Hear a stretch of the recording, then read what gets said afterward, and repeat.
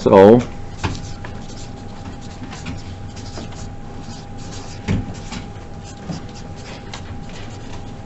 let's review this point slope form and what we use it for.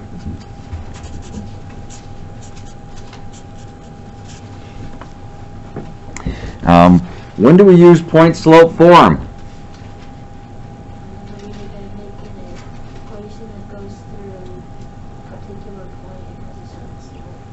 All right. So when you have a point and a slope, what are you going to use? There you go. Okay. So the way I'm going to do this, I'm going to write an equation down here where you can't see it. Right? Okay. And then I'm just going to tell you, okay, here's what the slope of my equation is. And I'm going to get a point. How am I going to get a point that's on this line that I wrote down?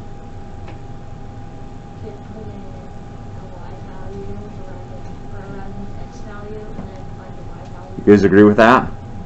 Put in some number for x and see what comes out. So I'll put in a 4.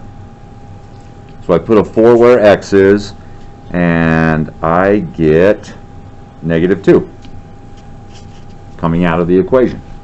So if we use this point, and this slope now, we should come up with the equation that I've got written down here. Is that right? Okay. So if we plug it in, y subtract -2. Make sure you put down subtract and then put down whatever the y value is, equals the slope times x subtract 4. So there's the equation of the line that goes through this point and has this slope. Now it's in point slope form, which isn't how we want it all the time. It's not the easiest, okay? But we can change that. We can solve for y. All we have to do is kind of take care of some little business here. We don't want a double negative. All we have to do is get rid of the parentheses. 1/4 times x, and 1/4 times -4 is -1. And then we can solve for y the rest of the way just simply by subtracting 2 from both sides. And there's the equation of the line. And that is the equation I had written down here, by the way. Right? Okay, so there you have it. Now, one of the things you're going to be asked to do today, you're going to be asked to do that, of course, but you're also going to be asked, given something in point slope form,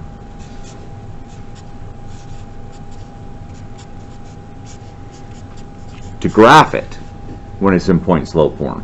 And you want to be able to do that without having to solve for y, right?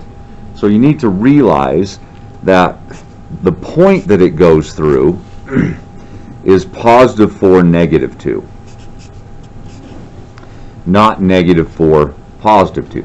Because remember how our formula is, it's x subtract x sub 1, right? So whatever this number is right here, it's the opposite of the actual x value of your point. Make sense? Okay? This is the opposite of the y value. So this point goes through +4, -2, and then it has a slope of 1/4. And I know sometimes you guys think, oh, I have to know the y-intercept. Do you have to know the y-intercept?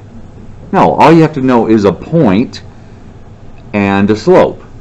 Actually, what do we really need in order to graph a line?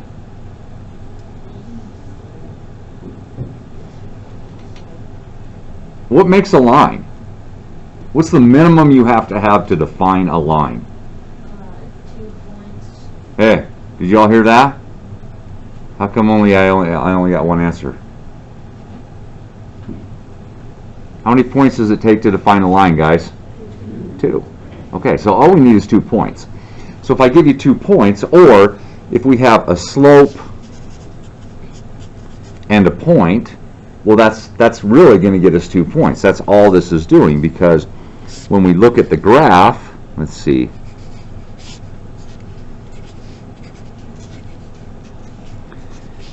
For -2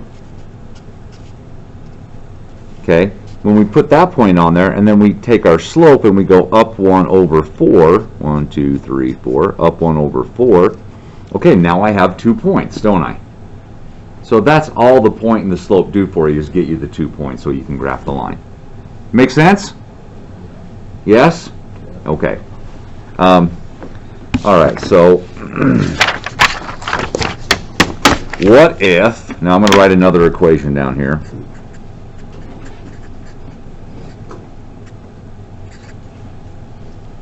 What if you just have 2 points? So let's see. I plug in a -10. I get out 1. I plug in -4, and I get out 4. What if we just have 2 points? Okay, now I need the equation of the line that goes through these 2 points. So, first thing, Find the slope. everyone agree? Okay, we're going to find the slope. You guys do it. You find the slope.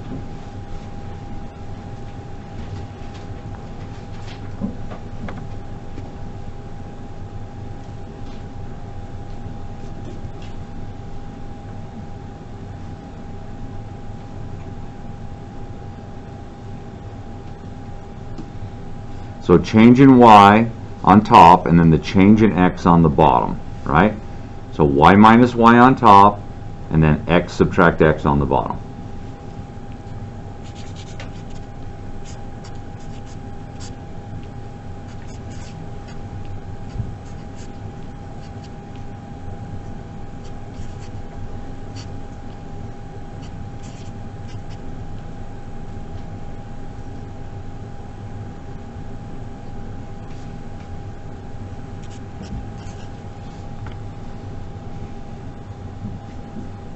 Did I do that right? Okay. What would happen if our 2 points were in the opposite order? So what would happen if we had this point was point 1 and this point was point 2? Is that going to make a difference in our slope? No. Okay. So if we did it, we'd have 4 subtract 1 on top, and then -4 subtract -10 on the bottom, and we'd end up with +3 over +6, which is still +1/2, isn't it? Okay, so every time you'll just end up with something like negative over negative is positive, or positive over positive, or if it's a negative slope, one way you'll end up with a negative on top of the fraction, the other way you end up with a negative in the bottom of the fraction. But it still works out the same. It doesn't matter which point is which, right? So now we have a slope, but we have a problem because we have 2 points.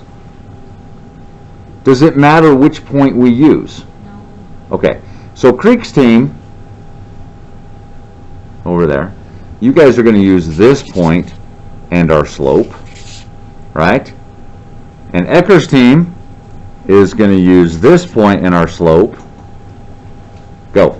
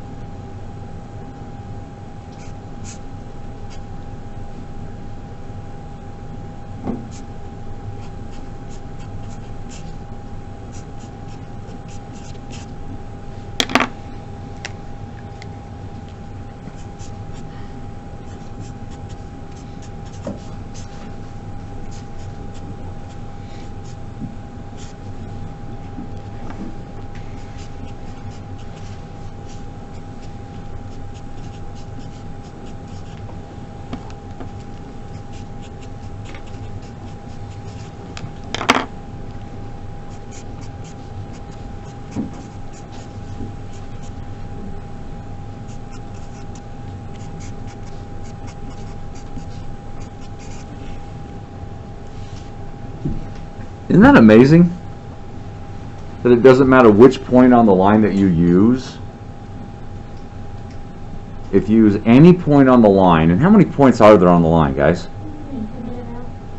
A lot. A lot. Right? You choose any point on the line, doesn't matter where it is, and you use that slope, put it in this formula, you're going to come up with this equation right here. That describes the line. Okay? You all seem quite bored with this. Are you feeling pretty good about it? Yeah? Well, that's good, because it seems like a couple weeks ago you weren't feeling so good about this, were you? It's not so bad now, is it? Do you still like to find the y-intercept thing and then write the equation better, or are you starting to like point-slope form better now? Who likes the point-slope form better now? Yeah? Everyone but Yosti? Yeah? Okay. That's okay. All right, so in Alex, I have an assignment for you.